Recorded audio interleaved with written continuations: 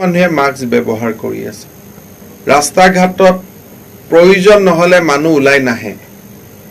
আমি মোবাইল উঠালে গম পাওঁ যে আনলকৰ প্ৰক্ৰিয়া শুৰু হৈছে কিন্তু আপোনালোক দৰকাৰ নহলে ঘৰৰ পৰা ওলাই নাহিব মাস্ক ব্যৱহাৰ কৰিব 2 মিটাৰ ডিসটেন্সত থাকিব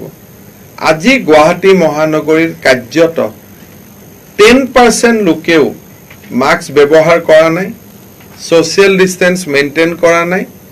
আৰু মহানগৰীত সন্ধিয়াৰ যেটো আমাৰ মহানগৰীৰ এটা স্বৰূপ যে গধূলি আমি 10 জন লোকে লগ হৈ একেলগে বহি আমি কথা বাৰ্তা পাতো ঘৰুৱা ভাষাত তাক আড্ডা মাৰা বুলি কওঁ হোটেলত আমি ৰেষ্টুৰেন্ট খুলি দিছো যে চাহ একাপ খাব ভাত খাজ খাব কিন্তু এটা বহি থকা যেটো এটা পৰম্পৰা লাহে সেইটো উভতি আহিলে আৰু সৰকাৰি অফিস কাৰ্যালয়সমূহতো মানুহৰ সংখ্যা বাঢ়িলে ন্যাশনাল হাইৱে আদি জাগাত যত নিকে ট্ৰাক আদি লোডিং আনলোডিং হয় তেনেকুৱা অঞ্চল বিলাকত অত্যাধিক লোকৰ জনসমাগমে মহানগৰী পৰিবেশটো অত্যন্ত ভয়াবহ আৰু জটিল কৰি তুলিছে ৰাইজে এটা কথা অনুভৱ কৰিব লাগিব যে আমাৰ আজিৰ দিনত মহানগৰীত হস্পিটাল বেড আছে 890 আমাৰ লগত হস্পিটাল বেড আছে যদি আমি গুৱাহাটী মেডিকেল কলেজখন সম্পূৰ্ণ বন্ধ কৰি কোভিড কৰি নিদিও তেতিয়ালে আদাৰৱাইজ আমাৰ লগত মহানগৰীত হস্পিটাল বেড আছে 890 আৰু 890 যদি আমি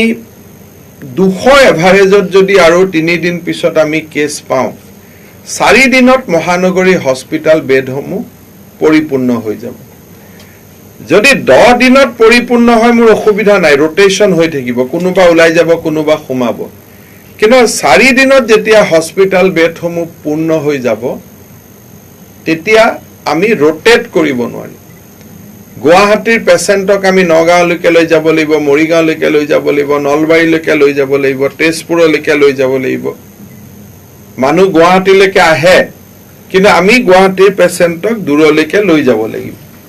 তাৰ কাৰণে এম্বুলেন্স লাগিব মানুহৰ মনত প্ৰশ্ন আহিব যে গুৱাহাটীৰ পৰা আমাৰ ইয়াত কিয় পেশেন্ট বিলাক লৈ আহিছে আন জাগা বিলাকত সমস্যাৰ সৃষ্টি হ'ব মহানগৰীৰ যিসকল লোকে ভাবে যে লকডাউনৰ দৰে প্ৰক্ৰিয়া বিলাক অৰ্থনৈতিকভাৱে খুব সুন্দৰ পজিটিভ নহয় তেওঁলোকৰ লগত আমি একমত যে লকডাউন আদি হলে মানুহৰ আৰ্থিক জীৱনত বহুত ক্ষতিগ্ৰস্ত হয় আৰু তাক পৰিপূৰ্ণ কৰাটো খুব টান কিন্তু যিসকলে ব্যৱসায় বাণিজ্য চলায় তেওঁলোকৰ ওপৰত আমি এটা দায়িত্ব দিছিলো যে আপোনালোকৰ ব্যৱসায়িক প্ৰতিষ্ঠানৰ বাহিৰত আপোনালোকে স্যানিটাইজাৰ ৰাখিব লাগিব আপোনালোকে কৰ্মচাৰী ইমানে ৰাখিব কিন্তু আজি কোনো এজন মহানগৰীৰ কোনো বুলি কলে হয়তো দুই এজন থাকিব কিন্তু ম্যাক্সিমাম ব্যৱসায় প্ৰতিষ্ঠানেও আজি নিজৰ সামাজিক দায়িত্ব পালনত ব্যৰ্থ হৈছে যেতিয়া মহানগৰীৰ বাসিন্দাসকলে নিজৰ সামাজিক দায়িত্ব পালনত আমি জনস্বাস্থ্য বিচৰা ধৰণে আমি কৰিব নোৱাৰো বা আমি নিজৰ আচাৰ ব্যৱহাৰত আমি কোভিডৰ ভয়াবহতাৰ কথা পাহৰি যাওঁ then government has to come in চৰকাৰে কৰবাত নহয় কৰবাত নিজৰ দায়িত্ব পালন কৰিব লাগিব কাৰণ 800 পেশেন্টৰ ওপৰত যোৱাৰ লগে লগে আমি পেশেন্টক ঘৰৰ পৰা আনিব নোৱাৰা হম আৰু যেতিয়া ঘৰৰ পৰা আনিব নোৱাৰা হম হি সংক্ৰমণে এক ভয়াবহ ৰূপ ধাৰণ কৰিব মৃতকৰ সংখ্যা বাঢ়িব আৰম্ভ কৰিব আৰু সেই পৰিবেশৰ লগত মোকাবিলা কৰাটো অত্যন্ত জটিল হৈ পৰিব মই বহুত মহানগৰীৰ মোৰ বন্ধু বান্ধৱসকলৰ পৰা খবৰ লৈছিলো গুৱাহাটীত যেটো চলি আছে হেতু আজিৰ দিনত কোনো সিটিতে চলি থকা নাই বেংগলোৰ হওক বম্বে হওক দিল্লী হওক কোনো সিটিতে এই ধৰণৰ এটা চলি থকা নাই যে খুল্লা মহানগৰী জিএছ ৰোডতো মাস্ক নিপিন্ধাকৈ খোজকাঢ়ি আছে সকলোৰে চকুৰ আগত ইজনে সিজনক নকয়ো যে আপুনি মাস্কটো পিন্ধকচোন আমাৰ নহলে ল'ৰা ছোৱালীৰ অসুবিধা হ'ব সকলোৱে ধৰি লৈছে যে কোভিডটো চৰকাৰে কন্ট্ৰোল কৰি ৰাখিব গতিকে আমাৰ চিন্তা কৰিবলগীয়া একো নাই আৰু বহুত প্ৰশ্ন সুধিলে মোক ধেমালি ঘৰত কয় স্যাৰ আপুনি আছে ন একাৰণে আমি চিন্তা কৰা নাই হেতুটো ভয়াবহ কথা এই ধৰণৰ সমস্যাৰ পৰিপ্ৰেক্ষিতত অত্যন্ত অনিচ্ছা সত্ত্বেও ৰবিবাৰে দুপৰ নিশা বা সোমবাৰে পুৱতি নিশা 12 বজাৰ পৰা আমি গুৱাহাটী মহানগৰীত 14 দিনৰ বাবে লকডাউন কৰাৰ সিদ্ধান্ত লৈছো এই সিদ্ধান্তই বহু মানুহক দুখ কষ্ট দিব জীৱনৰ অৰ্থনৈতিক জীৱনত ক্ষতিগ্ৰস্ত কৰিব কিন্তু আমি আমাৰ দায়িত্ব যেতিয়ালৈকে পালন কৰিব নোৱাৰিম তেতিয়ালৈকে চৰকাৰে মানুহৰ জীৱন ৰক্ষাৰ কাৰণে we have to take certain tough decision but decisions are painful ই বেদনাদায়ক দুখজনক বহুত মানুহৰ অৰ্থনৈতিক ক্ষতিগ্ৰস্ত হ'ব but with lots of pain আমি ভবা নাছিলো যে আনলকৰ পৰা আমি লকডাউনলৈকে যাব লাগিব but মই মনত গভীৰ দুখ আৰু বেদনাৰে সৈতে অনিচ্ছা সত্ত্বেও ক'ব বাধ্য হৈছো যে আমাৰ হাতত কোনো অপচন নাছিলে আৰু সেই কাৰণে ৰবিবাৰে ৰাতি 12 বজাৰ পৰা 14 দিনলৈকে 14 নিশা আৰু দিন আৰু নিশা মিলি up to 12 August no so 14 days আমাৰ লকডাউন গুৱাহাটী মহানগৰী আৰু এক প্ৰকাৰ মহানগৰী বুলি কওঁতে জিএমসি এৰিয়া বুজায় within the jurisdiction of Kamrup Metro entire Kamrup Metro district 12 আগষ্টলৈকে 12 জুলাইলৈকে lockdown ঘোষণা কৰা হৈছে মই ৰাইজক আহ্বান জনাম যে আজি কালি আৰু পৰহি তিনিটা দিন মহানগৰীখন খোলা থাকিব অত্যাৱশ্যকীয় সামগ্ৰী আমি সংগ্ৰহ কৰি ল'ব লাগে কাৰণ এইবাৰ লকডাউনৰ সময়ছোৱাত শাক পাচলি মাছ মাংস আনকি গেলামালৰ দোকানো খোলা নাথাকিব except pharmacy laboratory আৰু হস্পিটালক বাদ দি nothing will be open it will be strict lockdown আৰু মই আপোনালোকক কৈ দিছো যে movement of all individuals shall be remain strictly prohibited in the specified area মানে নিজৰ ঘৰখনৰ আশে-পাশে nothing beyond that মানুহু উলাই নাহিব it will be almost like a curfew অকল ঘৰখনৰ কাষত আহিব পাৰিব আৰু ক'ত আহিব পাৰিব আমি কম all government offices of autonomous subordinate offices and private offices will remain closed all business commercial establishments shops trade activities shall remain closed যেতে আমি কমাৰ্শিয়াল বুলি কৈছো শপস বুলি কৈছো পান তামোল গেলামাল সকলো বন্ধ থাকিব nothing will be there all industrial establishments shall remain closed কোনো ঔদ্যোগিক প্ৰতিষ্ঠান খোলা নাথাকিব কোনো ৰাজহুৱা যান-বাহন no public transport will ply no private service will be private গাড়ীও নচলিব কোভিডৰ ডিউটি আৰু বানপানীৰ লগত জড়িত ব্যক্তিসকলক বাদ দি কোনো পাছ আদি ইস্যু কৰাও ইয়াত নিয়ম নাই যদি কোনোবা পেশেন্ট আছে পেশেন্ট জনক লৈ আহিলে ঘুৰি যাওঁতে পেশেন্ট জনক লৈ ঘুৰি গলে বা প্ৰেসক্ৰিপশন সেই মুহূৰ্তত মেডিকেলত এডমিট কৰা কাগজ লৈ ঘুৰি গলে গাড়ী চলিব পাৰিব আদাৰৱাইজ কোনো সৰকাৰী বিষয় কোনো গাড়ী মটৰৰ পাছ আদি ইস্যু কৰা ইয়াত সম্পূৰ্ণভাৱে নিষিদ্ধ কৰা হৈছে আগৰবাৰ আমাৰ লকডাউনৰ সময়ত ওসি সকলে হওক মেজিস্ট্ৰেট সকলে হওক গাড়ীত পাছ দিছিলে এবাৰ there will be no pass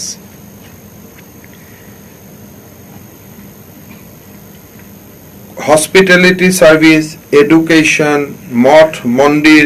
সকলো বন্ধ থাকিব মঠ মন্দিৰ মছজিদ গীৰ্জা সকলো বন্ধ থাকিব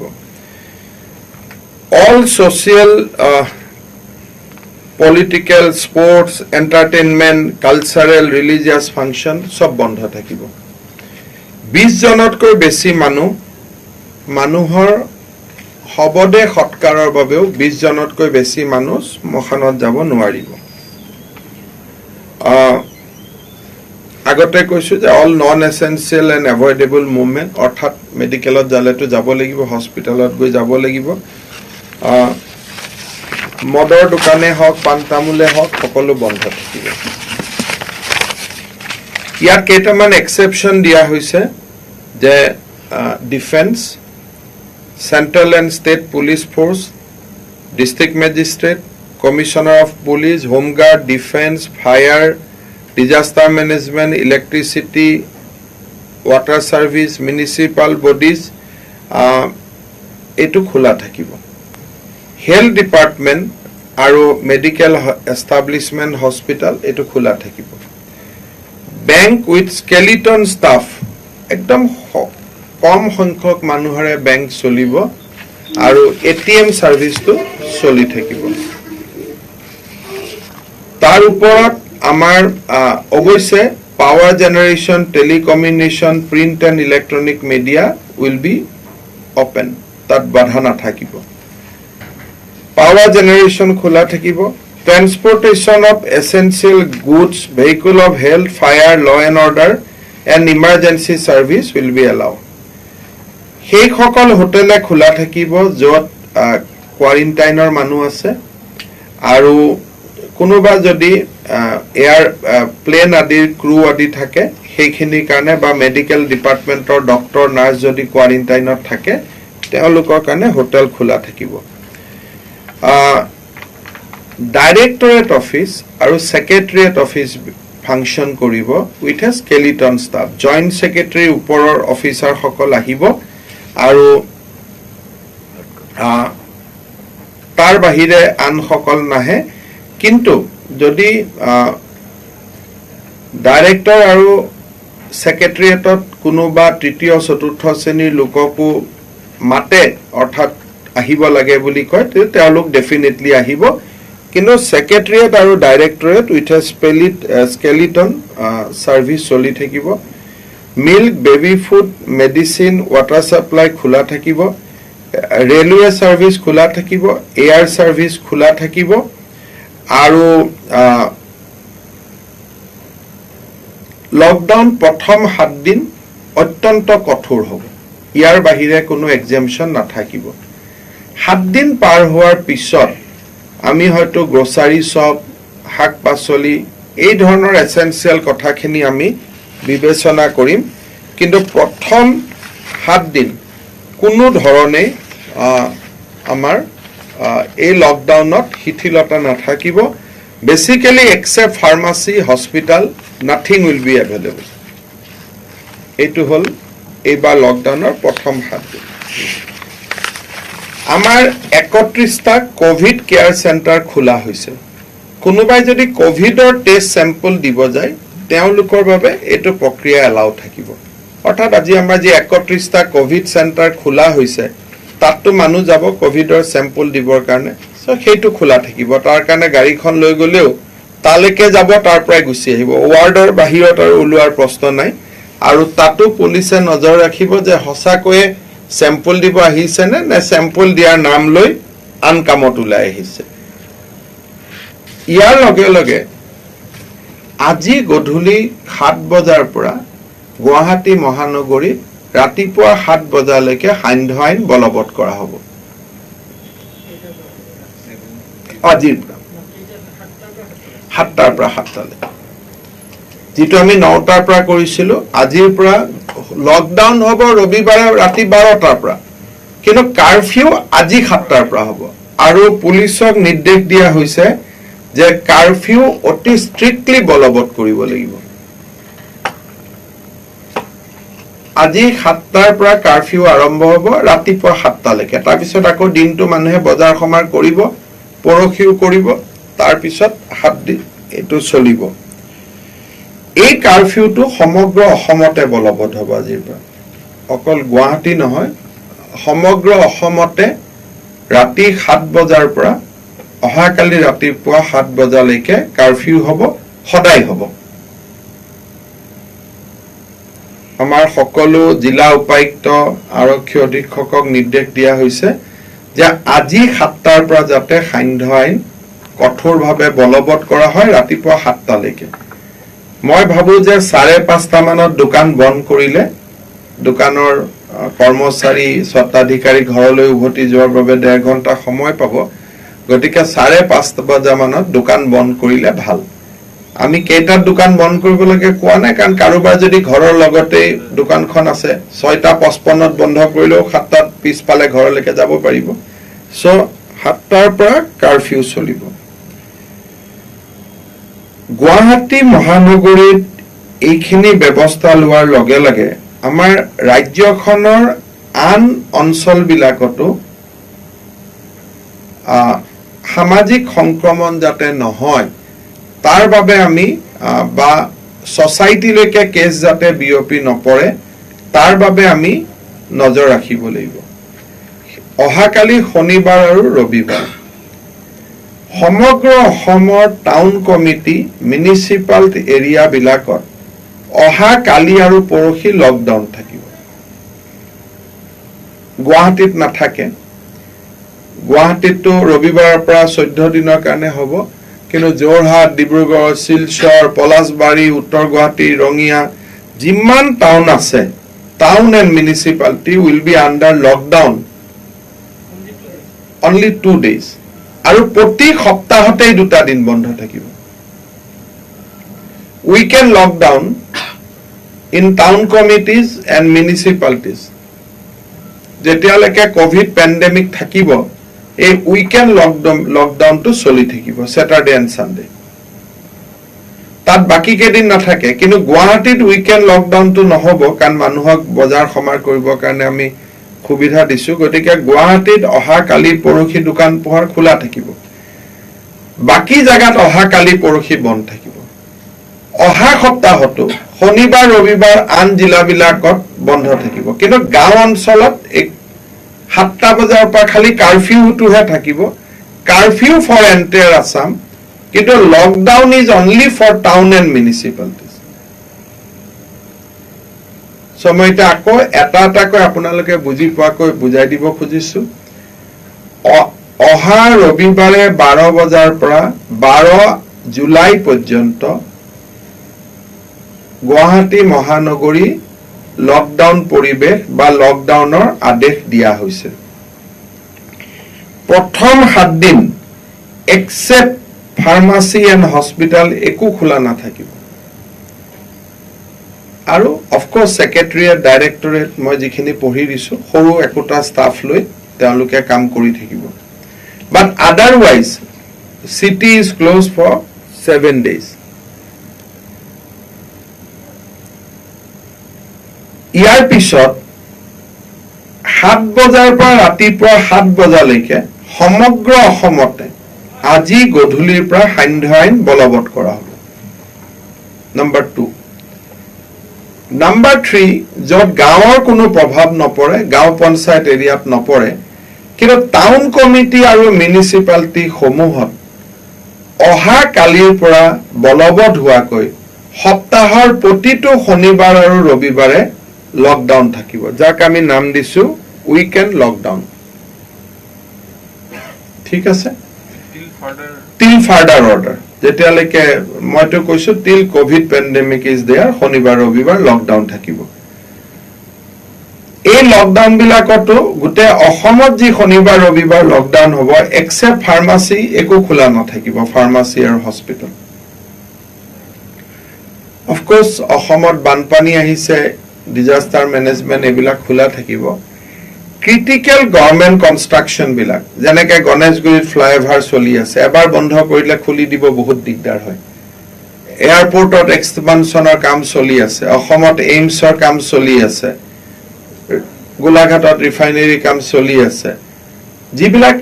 আজি বাগজানত জুই নুমাবৰ কাৰণে এক্টিভিটিজ চলি আছে এইবিলাক এক্সেম্পটেড থাকিব ক্ৰিটিকেল শব্দটো কিন্তু আগত চলিব লাগিব সৰু খুৰা কবাত কোনোবা এটা বিল্ডিং বনি আছে এটো নহব অনলি ক্ৰিটিকেল ইনফ্ৰাষ্ট্ৰাকচাৰ প্ৰজেক্ট আৰু খৰাইঘাটৰ ওপৰত দ্বিতীয়খন দলঙৰ কাম দ্ৰুত গতিত চলি আছে গুৱাহাটী উত্তৰ গুৱাহাটীৰ মাজত so critical infrastructure work will continue কাৰণ এবাৰ শাট ডাউন কৰিলে তাক ওপেন কৰিবৰ কাৰণে বহুত দিগদাৰি হয় গুৱাহাটী মেডিকেল কলেজত সুপাৰ স্পেশালিটি হস্পিটাল বনি আছে so those will not be shut down কিন্তু এমপ্লয়ি খিনি এটা নিৰ্দিষ্ট পৰিসীমাৰ ভিতৰত কন্ট্ৰাক্টৰে ৰাখিব লাগিব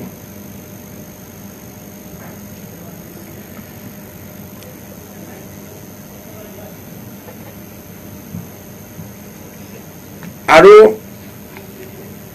এইখিনি কৰাৰ পিছত আমি অহা শুক্ৰবাৰে আমি ৰিভিউ কৰিম যে নেক্সট উইকৰ কাৰণে কি কি ৰিলেক্সেশন দিব লাগে মই মহানগৰী ৰাইজক এটা কথা ক'ব খুজো যে ধৰক মোৰ গাত আজি মোৰ অজানিতে কোভিড হৈ আছে মই টেষ্ট কৰিব আহিব বেয়া পাইছো টেষ্ট কৰিব খোজা নাই কিন্তু মোৰ গাত জ্বৰ বান বেমাৰ নাই 14 দিন যদি মই ঘৰত সোমাই থাকো তাতে বেমাৰটো নোহোৱা হৈ যাব সো এইটোৱে মহৌষধ যে মোৰ গাত আজি কোভিড আছে নে নাই মই নাজানো টেষ্ট কৰিব মোৰ ভাল নালাগে গতিকে মই একো নকৰি যদি 14 দিন ঘৰত সোমাই থাকো 14 দিনৰ পিছত টেষ্ট কৰিলে মই নেগেটিভ পাম সেই কাৰণে যিসকল ডেকা লৰা বা যিসকল 40 বছৰৰ তলত যুৱক তেওঁলোকে যদি ফিল কৰে যে মই কোভিড টেষ্ট কৰিব খোজা নাই 14 দিন ঘৰত সোমাই থাকিলে এবসলিউটলি কোভিড ভাল হৈ যাব অৱশ্যে বয়সস্থ সকলৰ ক্ষেত্ৰত হেতু নহয় যেতিয়া তেতিয়াই সিম্পটম দেখা দিব পাৰে আৰু হয়তো তেওঁলোকে আগৰ পৰাই হস্পিটালত আহিলে ভাল 31টা কোভিড কেয়াৰ সেন্টাৰ চলি থাকিব আমি খুব এগ্ৰেছিভলি চেষ্টা কৰিম যাতে এই 14 দিনৰ ভিতৰত আমি মহানগৰীত বহুত টেষ্ট আমি কৰিব পাৰো এইখিনি ঘোষণাৰ কাৰণে মই বেসিক্যালি আজি আপোনালোকক মাতিছিলো যদি আপোনালোকৰ কিবা প্ৰশ্ন আছে বুজিব ইচ্ছা আছে কিবা কথা মোৰ কওঁতে ক্লিয়াৰ হোৱা নাই আপোনালোকে প্ৰশ্ন খুদিব পাৰে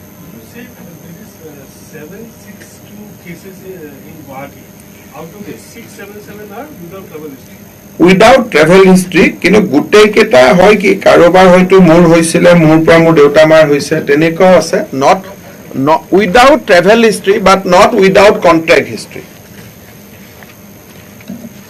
so 677 only from 15 June petrol pump খোলা থাকিব কিন্তু গাড়ীয়ে উলাব নালাগে মিনিমাম পেট্ৰল পাম্পে যদি প্ৰাইভেট অদৰকাৰী গাড়ী দিয়ে তেতিয়ালে কথাটো বেলেগ হ'ব আৰু যদি এসপি বা ডিসিয়ে ভাবে যে আমি নিৰ্দিষ্ট কেইটামান পেট্ৰল ডিপুহে খোলা ৰাখিম হেতু তেওঁলোকে কৰিব পাৰে